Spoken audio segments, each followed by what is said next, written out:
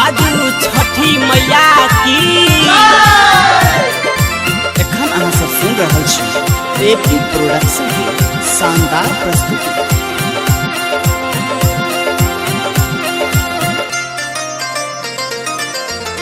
तोहरे भरोसे छठी मैया रखलौं बरतिया हे, छठी मैया रखलौं बरतिया हे। मैया हे पटी खोली दियौ ने दर्शनमा दर्शनमा बिनु नयना तरसई हे। मैया हे पटी खोली दियौ ने दर्शनमा दर्शनमा बिनु नयना तरसई हे।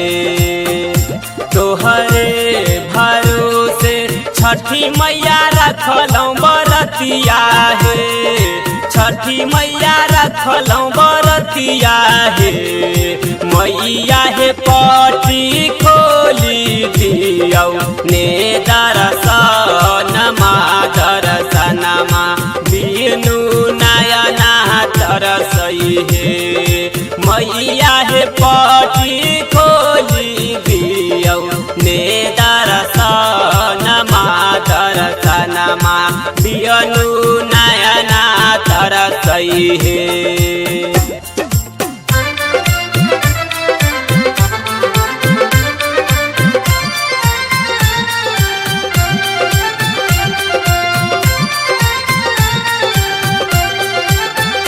सब मिली गामक पोखरी साफ करायब हे। मैया हे साफ करायब हे। मैया हे तही ऊपर सुंदर घाट बनायब की। जगमग जगमग दीप जरायब हे। छठी मैया तही ऊपर सुंदर घाट बनायब की। जगमग जगमग दीप जरायब हे।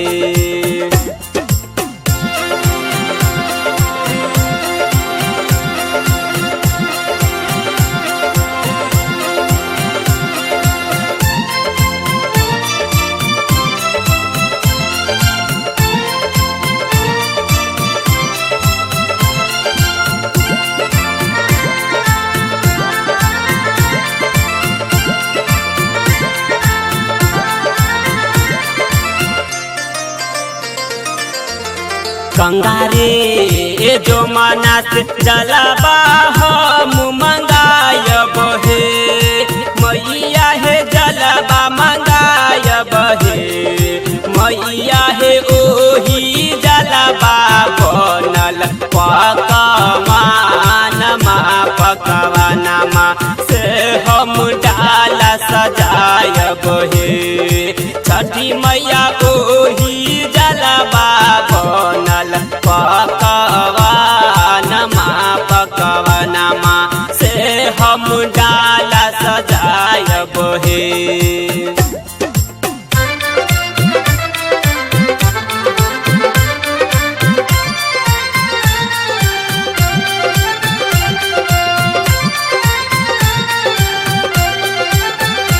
भैया मोरी डाला लक चलल जे घटवा हे। मैया हे चलल जे घटवा हे।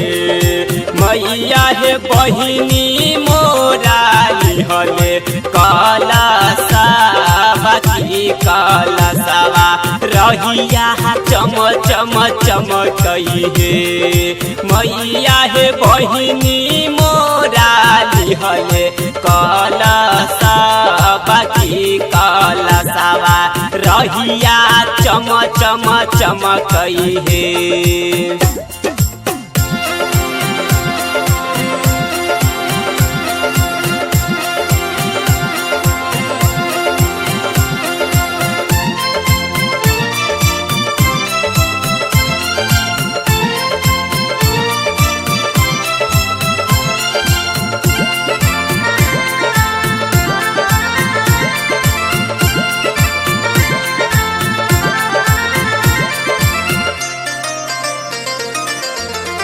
सबके मनोरथ मैया आही पूरा बियऊ हे मैया हे आही पूरा बियऊ हे मैया हे अंकित उजाला संग दिलीप करई छो गोहरिया नैया पारी लगबहिन गे मैया गे अंकित उजाला संग दिलीप करई गोहरिया नैया पारी लगबहिन गे तोहरे भरोसे छठी मैया रखलौं बरतिया हे छठी मैया रखलौं बरतिया हे मैया हे पटी खोली दियौ ने दर्शनमा